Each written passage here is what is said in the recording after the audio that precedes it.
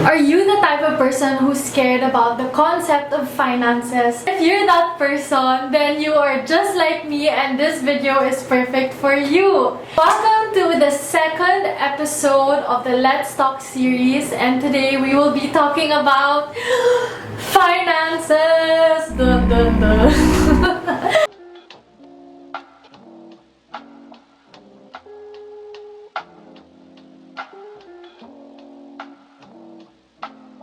Okay, so we're gonna be talking about finances, and today I invited a special guest. A little backstory, like what I said, all of those things that I mentioned, those questions, that's literally me. Fortunately for me, I grew up with a person who is so good at like handling her finances. So I had an example to look up to, and like she would be the one to help me and to tell me what to do. All the things that I learned, I want to share with you all. So, here we have my sister!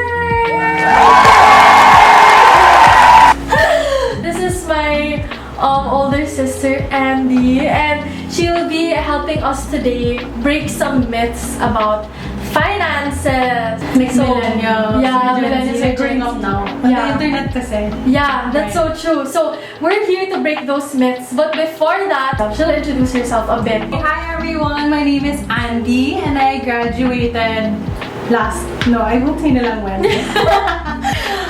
Recent. I took interior design in college, but right now I'm in the process of getting my license. So I'm about to take the board exam.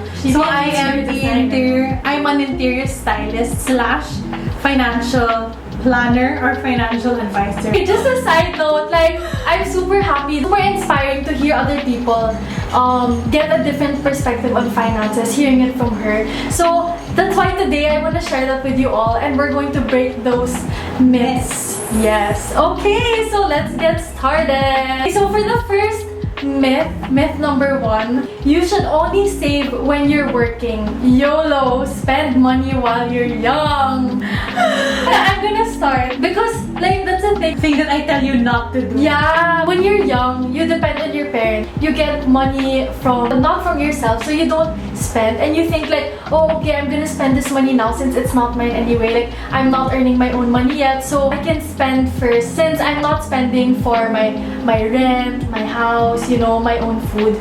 So you tend to spend more because it doesn't come from yourself. No, but I think I get it. I think the reason why young people are like that, it's because they don't have priorities pa. Or parang their priorities is their self. So that's what they spend on. Okay, yeah, that's Diba? true. But then, what do you have to say, like? But then I think na even as young as you are, you have to list that down na. Like, what are your priorities ba? Why should you save? So it's about knowing how to handle your money at a young age. Because diba, like for example, if I didn't tell you na, sis, you have to save. What? Or like, if I didn't tell you why you should save, then you wouldn't know. So yeah, that's the problem true. with a lot of young people today. They don't know the why. Okay. So they don't That's really true, do it. that's true. Diba? That's why it's important na as young as you are, you're actually educated about how to budget. You know the basic things, stuff na parang how to budget na dapat 40% for this, 20% for that. Like your time. That's so true, because if you just told me like, mag-save ka like that, and I'm gonna be like, why? Oh, yeah. Why will I save? There has to have like meaning and purpose in why you're doing it. Breaking myth number 1. So for you, this is so wrong talaga. Yeah, Save as early as you can and know why. Now for myth number 2. Life insurance is not a good investment. I don't need insurance. Okay. This is super funny. Like, again, it's kind of related to the first question. The reason why people think they don't need it is because they don't know why they need it. So parang people don't Especially know. at a young age. Before knowing about insurance and her explaining it to me, like before, I'm just thinking na parang insurance is only for older people. Yeah, me too. Diba? Me too. That's what I thought. Like, why would I get insurance? Like, I'm so young, I don't need that. It's for my parents, it's for their friends, it's for people even older than my parents. So, I have no business with that. Like, I don't need to think about it now. I don't need to know about it now because I feel like it's for them. I think what I have to say about this is that everyone actually needs insurance. If I was gonna ask you, like, let's say you didn't know me, I was gonna ask like, Why do I need, ano ba yung insurance? Like, bakit kailangan ko ng insurance? Like, hello, 20, pa lang ako. I would say na insurance is actually a safety net. It's you thinking about your future. It's you saving for the future. Diba? You don't want naman when the time comes that you actually have an emergency or you have a health emergency. Emergency, that's the time na you look for it. Yeah. Diba? Isn't it nice na you actually have something set aside for that specific emergency na? It's you thinking about your future. You never know when you're gonna need it, so might as well prepare for it now. So to break that myth about not needing insurance, especially for young people. They actually need it. And just a tip, insurance that you pay for, it's more expensive as you get older. So like, So contrary to popular belief, you need it. It's better to get it while you're young, rather than when Because you're it's like you're buying it on sale. Diba? Like, why would you pay for something full Yeah. price when you can pay half? Yeah, okay. So, it's Yeah. better nga to get insurance while you're young. True. Okay, so for myth number 3, it says here, I have plenty of time to save for retirement. Well, actually, okay, it's true, you have a lot of time to save for retirement. So parang 50-50, yes, it's kind of true. But then, how much money do you want for your retirement back? Actually, we have this rule, it's called the 40-20 rule. So usually kasi diba Filipinos, they start working at the age of 20, then they'll retire 60. So 20 to 60, that's your 40 years of wealth creation. And that's the time that you make money, do your business. 60 to 80, that gives you 20 years naman of retirement. It can either be the best holiday of your life or your worst nightmare. So it depends on how you save for it, how much you save for it. It's important to start saving as early as you can and as much as you can. Like, a while ago, diba? Like, the question about getting, like, you're too young to get life insurance or Yeah. insurance in general. Like, what we concluded nga was it's better to start early. And to add, with all of these questions about people YOLOing their lives with money and saying na parang, oh, let's just spend now. Anyway, it's not my own money. But then, like what a wise person once said, aka Dad, he always says, Pay now, play later. or play now, Or pay pay later. So that can be applicable to all of these things. Like I have lots of time to save for retirement. But then, if you play now, you're gonna pay later. You're gonna At have a some harder point, time. you're gonna Diba? pay. So why not do it now? Okay, wait, I wanna add lang. People might think kasi na parang, ano ba yan? They're so corny, like just work lang ba? Yeah. But then, when you budget your money, there's Yeah, also, just work. there's also an allotted portion to Yeah. play. There's a play part also, but not everything. Yeah. How would you give like advice on how to Budget. Every time I get money or income, this is the The real percentage I do. deal. And I taught this to my brother who's 9 years old, and he Yeah. does it. Every time I get money nga, diba? The first thing I do is really tithe. Oh, 100%, like that's your total money. So I take away the 10% kaagad or sometimes even more. So I give that na kaagad. Yun nga, that's really true na if you're faithful with the little things, you'll be faithful with the big things. Yeah. So when I was doing it with my allowance in high school or college, it was easy for me to do it now that I'm working already. So when it comes to the 90, what I do is 50-40. So 50% that's left, that's what I use for my needs. Like for example, my bills, the stuff that I need. And whatever is left after paying those bills, that's what I use to play.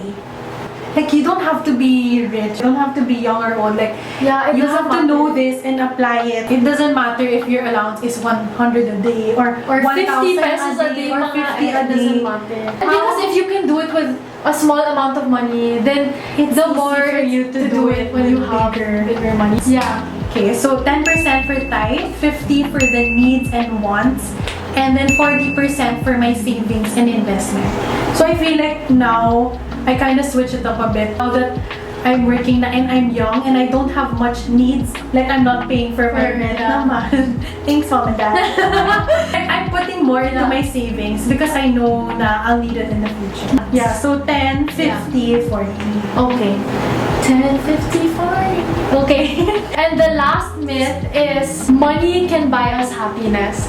If you're looking for temporary happiness, then yeah, go ahead. Yeah, whatever. What can you say about breaking this myth na money can buy you happiness? Well, like what I said, if you're looking for temporary happiness, then yeah, go ahead, buy what you want. But then, trust me, these material things, they just give you temporary happiness. Yeah. So what I have to say about this is that true joy, true happiness, it's really found in God. Super cliche, but it's true. This is one thing that I realized, diba, in the pandemic, everything just stopped. Yeah. You realize your priorities na it's Yeah. actually not found in material things. It's found in God. Na you Yeah. have peace, you have contentment. Yes, exactly. If you believe that money can buy you happiness, like you will never be content. Like it will just keep going on and on. It will be a cycle because you keep longing for that money to be happy.